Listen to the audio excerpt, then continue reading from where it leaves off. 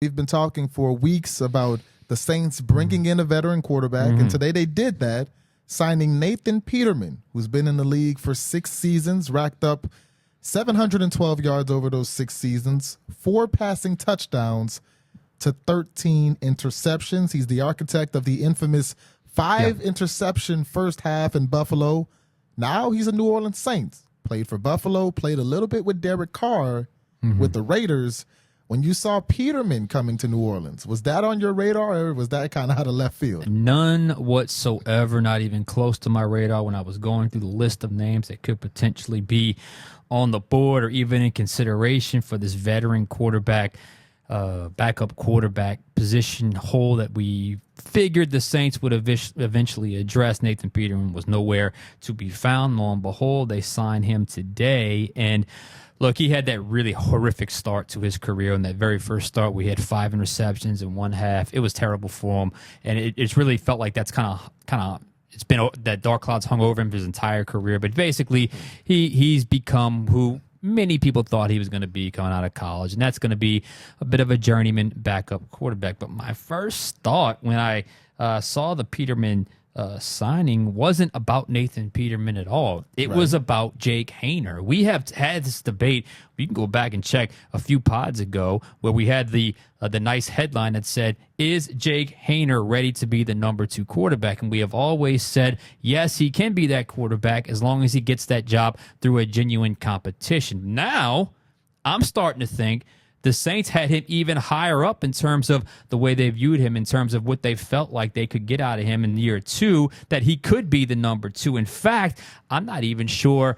I would be disappointed right now if Jake Haener in year 2, with what they feel about him, with Nathan Peterman also in the quarterback room, if he didn't win that competition. This certainly feels like, to me, that Jake Haener, it's his job to lose, and it should be. It can't be understated just how much the organization has pivoted in that direction. Because you can't tell me going from Jameis Winston, who had the amount of starts that he had, to Nathan Peterman, that was your plan for number 2 all along. To me, it had to be this 4th-round pick that had a fantastic rookie training camp, decent preseason, although he leveled off a little bit, impressed a lot of people in that room, and obviously they got a new offensive staff there. But clearly they view the fact that they they got this guy in the 4th round of last year's draft, combined with what he did last year, that perhaps he is ready to step into that number 2 role with a competition that I think he can win.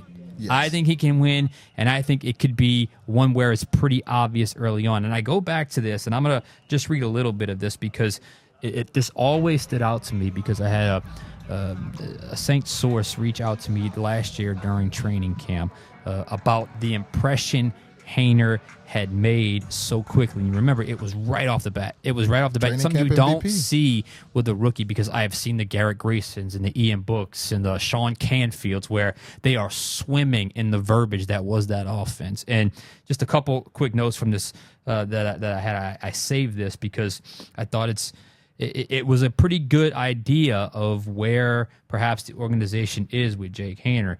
Man, he has that it factor, mentality, preparation, work ethic, professionalism, etc. Keep an eye on him. I don't know how long before it comes to fruition, but I'm saying at some point it does. That's how high they had him within the first couple of weeks of training camp. So I'm looking at the Nathan Peterman signing as, okay, that's a veteran body, but I am expecting Jake Haener to be the number 2 quarterback for the New Orleans Saints in 2024. I agree with you, simply because I'm trying to believe that there's a method to the madness. And on the surface, this certainly seems pretty mad, because Nathan Peterman is a guy who's been one of the worst quarterbacks in recent history that we've seen in the league. And you mentioned it, maybe it stems from that bad first start, but that's what it's been. So to me, this all does revolve around Jake Haener. I don't think you're drafting a 4th quarterback, because you still got Taysom in there, who's a bit of a quarterback hybrid. So that's 4 guys who can play quarterback in the locker room. I think this confirms you're not drafting another one. So to me, for Haener, either he takes this layup that the team is giving him, he goes into this battle against Nathan Peterman, he beats him out, he proves that he can be the backup quarterback, the heir apparent, for at least for now, to Derek Carr, or he smokes the layup, and he proves that he's just not ready to be QB2, And he really starts to make you wonder, is he a guy that can catch on in the NFL at this level, at least early in his career? I think it's a fair assessment. I think, and you probably described it pretty well there, a layup is probably a decent way to describe it. Now, we should point out that Peterman has a connection with new Saints quarterbacks coach Anthony Giannacco. He's the new QB. I think they crossed paths in Chicago last year. I don't know if I would call it a deep connection to Peterman, but nonetheless, there was a connection there. But you just cannot look at the surface here and look at what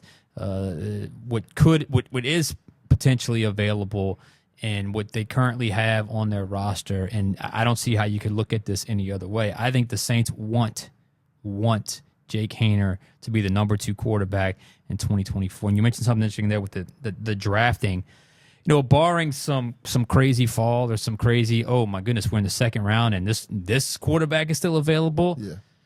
I think you're right with that. So I think it's a very unique, I wouldn't say unique, it's a very interesting development because honestly, I was expecting one of these guys that, we mentioned Joe Flacco yesterday, who's got a storied career and now he's in backup mode. He signs with the Colts, but someone of that magnitude with that kind of resume, just for no other reason than you got an experienced guy behind Derek Carr should something happen. And that's what they've had for the last pretty much 4 years, obviously, with Jameis Winston, when he was the backup / starter. So, and then obviously with Andy Dalton, and then they obviously switch roles. So perhaps this is a sign that they're going in a different direction. And look, I'm not mad about it. I mean, you draft a 4th-round pick. It's not unreasonable to think a 4th-round pick can't develop into a number 2 quarterback in the NFL. And he's a guy that I know they've liked. And perhaps this is the start of him cementing his role as Saints backup quarterback.